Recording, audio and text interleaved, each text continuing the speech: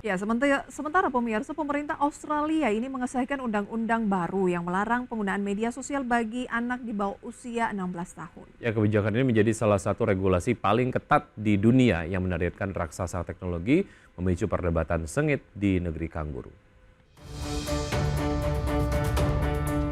Pemerintah Australia mengesahkan undang-undang baru pada Kamis lalu yang melarang penggunaan media sosial bagi anak di bawah usia 16 tahun.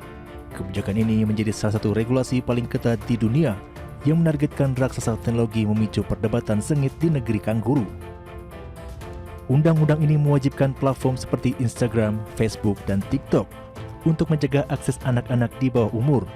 Pelanggaran aturan ini dapat dikenai denda hingga 49,5 juta dolar Australia atau setara dengan 500 miliar rupiah. Uji coba penerapan akan dimulai Januari 2025 sebelum larangan penuh berlaku dalam setahun. Australia kini menjadi pelopor dalam membatasi akses media sosial bagi remaja, mengikuti langkah negara lain seperti Prancis dan sejumlah negara bagian di Amerika Serikat. Bedanya, aturan di Australia bersifat mutlak tanpa pengecualian izin orang tua, menjadikannya model bagi negara lain yang khawatir dampak media sosial terhadap kesehatan mental anak muda. Meski disambut positif oleh 77% penduduk, aturan ini menuai kritik dari aktivis privasi dan kelompok hak anak. Mereka menilai kebijakan tersebut dapat memutus akses jaringan dukungan bagi remaja rentan dan migran muda. Komisi Hak Asasi Manusia Australia bahkan memperingatkan potensi pelanggaran hak anak. Kebijakan ini menjadi langkah berani pemerintah Anthony Albanese menjelang pemilu 2025 sekaligus menunjukkan keberanian Australia memimpin tren global. Berbagai sumber untuk ID Action.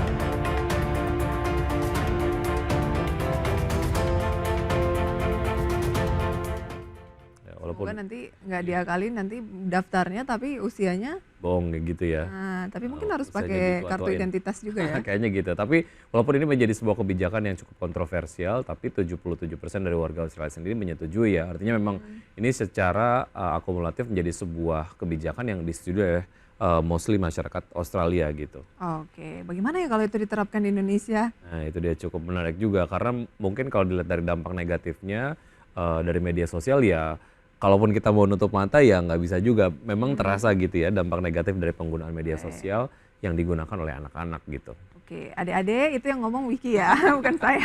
Pak Dewiki ya. Baik, sebelum kita akhiri pemirsa kita akan simak terlebih dahulu update dari pergerakan IHSG untuk saat ini dari pukul 9:27 waktu Indonesia bagian Barat. Seperti Anda dapat saksikan di layar televisi, IHSG bergerak menguat 0,08% di level 7.119,672. Dengan nilai tukar rupiah masih cenderung berada di 15.851, melemah tipis 0,07%.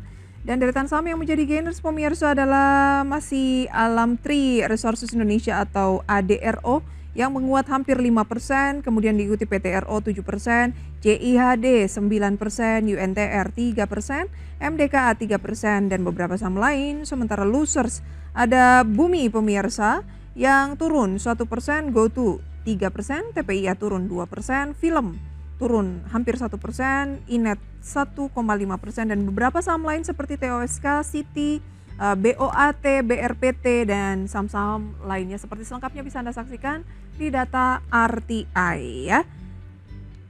Energi memimpin dari pergerakan sektoral juga.